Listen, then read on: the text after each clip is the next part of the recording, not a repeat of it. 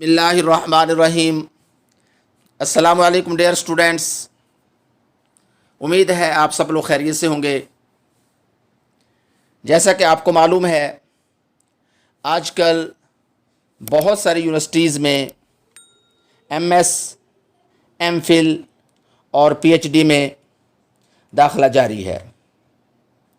अब इन तमाम डिसिप्लिन्स में अगर आपने दाखिला लेना हो तो आपको पहले एंट्री टेस्ट से गुज़रना पड़ता है। अब उस एंट्री टेस्ट जो है के अंदर मुख्तलिफ़ पार्ट्स होते हैं। एक पार्ट एनालिटिकल रीजनिंग का है और एनालिटिकल रीजनिंग वो पार्ट है जिसमें बेशुमार स्टूडेंट्स जो हैं उसको मुश्किल होने की वजह से छोड़ आते हैं या तुक्का लगाते हैं, जिसकी वजह से वो नंबर हासिल नहीं कर पाते। एक मैथ के टीचर की हैसियत से मैं ये समझता हूँ कि मैथ के स्टूडेंट्स को एनालिटिकल रीजनिंग में बहुत अच्छा होना चाहिए। उसकी रीज़न ये है कि मैथमेटिक्स का एक पोर्शन है जिसको हम लॉजिकल रीजनिंग कहते हैं, वो हमारे स्टूडेंट्स ने पढ़ा हुआ होता है। और ये जो एनालिटिकल रीजनिंग है, बेसिकली इसको सॉल्व करने के लिए हम उन्हीं लॉजिक्स को यूज़ करते हैं। और लॉजिक्स को आसान बनाने के लिए सिंबल्स का बहुत अहम किरदार होता है। यानी हम किसी भी मैथमेटिकल स्टेटमेंट को या किसी भी लैंग्वेज की स्टेटमेंट को जब सिंबल्स में कन्वर्ट कर लेंगे तो सिंबल्स की मदद से फिर हम उसको आसान फॉर्म में भी कन्वर्ट कर लेंगे। तो आज मैं आप लोगों के साथ कुछ सिंबल्स जो हैं वो शेयर कर रहा हूँ जो एनालिटिकल रीजनिंग में बहुत अहम होते हैं और इस तरह के क्वेश्चंस को सॉल्व करने के लिए हमारे लिए काफ़ी हेल्पफुल भी होते हैं।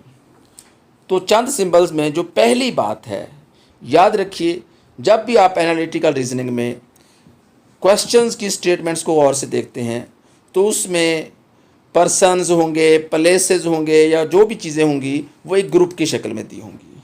तो आपने क्या करना है, आपने उनके नेम्स का जो फर्स्ट कैपिटल लेटर होगा उसको एज अ सिंबल यूज़ करना है।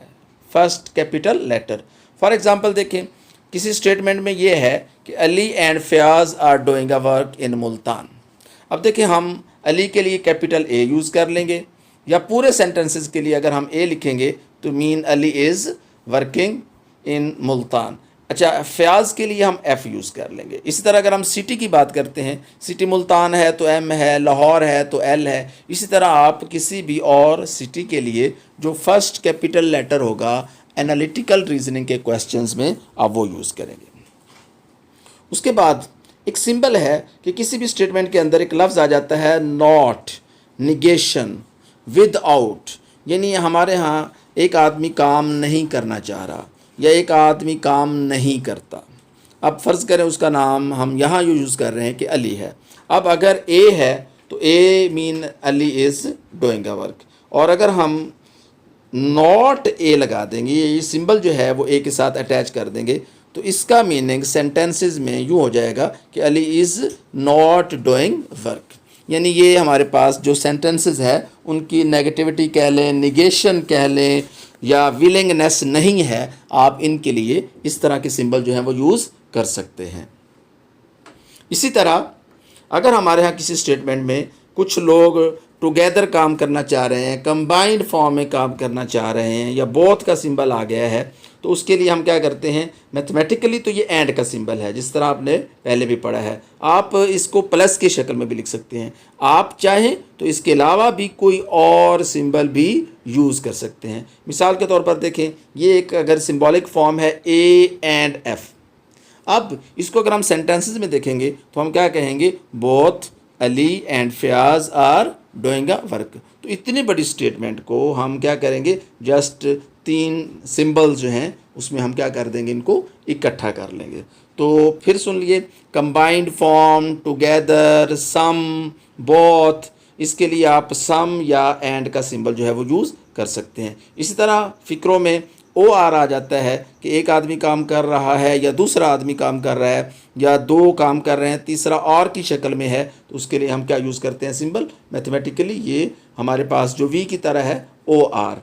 यानी अगर हम इस सेंटेंसेस में देखते हैं ए और not F, A stands for Ali is working, और मीन या, नॉट एफ का मतलब फयाज इज़ नॉट वर्किंग या is not doing a work.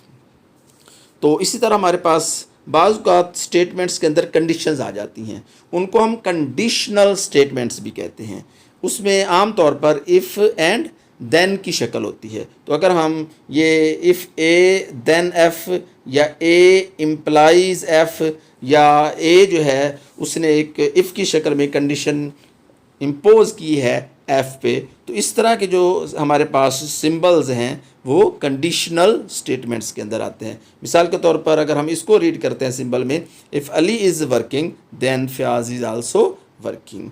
तो ये हमारे पास जहन में रखिए, इसका हरगिज़ ये मतलब नहीं होता कि अगर फयाज काम कर रहा है तो अली भी काम कर रहा है। यहाँ पे ए पर कंडीशन है, एफ पे नहीं है, तो ये भी जहन में रखना है।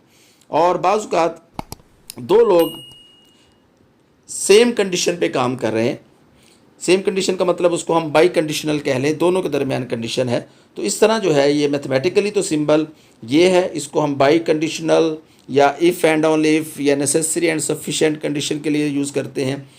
यहाँ हम जो है अगर एनालिटिकल रीजनिंग में देखेंगे तो ये दोनों की तरफ से जो सेम कंडीशन होगी या तीनों की तरफ से सेम कंडीशन होगी तो उसके लिए हम ये सिंबल यूज़ कर लेते हैं। अब अगर हम A if A then B and if B then A, इस तरह के जो स्टेटमेंट्स हैं उसके लिए हम ये सिंबल यूज़ करते हैं।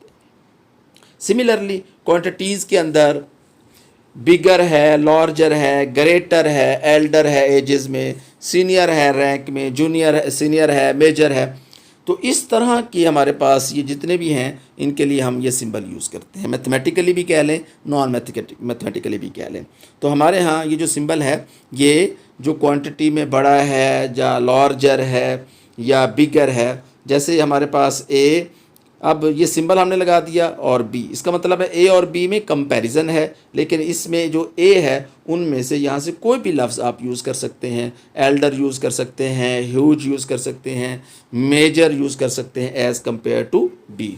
तो ये सिंबल जो है हमारे बहुत सारी स्टेटमेंट्स को ईजी फॉर्म में तब्दील कर देते हैं।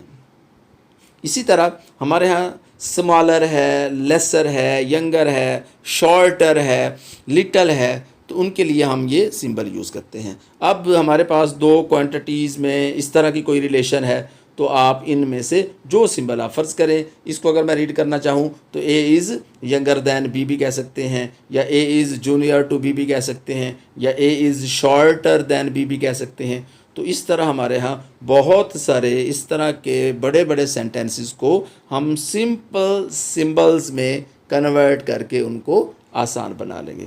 इस तरह बाज़ क्वांटिटीज़ में इक्वालिटी होती है, सेम होते हैं, या किसी काम करने के लिए वो एग्री हो जाते हैं, या उनकी विलिंगनेस है, तो इस तरह हमारे यहाँ ये सिंबल जो है ये आप उनकी willingness, agreeness, look alike, equality, similarity, उनके लिए ये सिंबल यूज़ कर सकते हैं। अब इन सिंबल्स के अलावा भी अगर आप रिलेशंस के अंदर चाहें तो कुछ सिंबल्स यूज़ कर सकते हैं। कुछ प्रॉब्लम्स एनालिटिकल जो है वो रिलेशन बेस्ड भी होती हैं, यानी उसमें ए बी का फादर है, बी सी का फादर है, या इस तरह की कुछ रिलेशंस हैं, तो उसके लिए आप ये सिंबल या इसके अलावा जो भी आप सिंबल यूज़ करना चाहें, ये सेल्फ मेड सिंबल जो हैं वो यूज़ कर सकते हैं। देखें, आपने क्वेश्चंस को जो एनालिटिकल रीजनिंग में आपको दिया हुआ है, आप उनको जब आप सिंबल्स की फॉर्म में कन्वर्ट कर लेंगे, उसमें कुछ कंडीशंस दी होंगी, उन कंडीशंस को जब आप फॉलो करेंगे तो आपको जो उनके आंसर्स हैं वो इजीली मिल जाएंगे। तो इसके बाद मैं आप लोगों के साथ एक क्वेश्चन जो है वो शेयर करूंगा और उसको मैं सिंबल्स की मदद से सॉल्व करूंगा, और उम्मीद है कि आप ये अब एनालिटिकल रीजनिंग जो है आसानी से समझ पाएंगे। Thanks for watching. अल्लाह हाफिज़।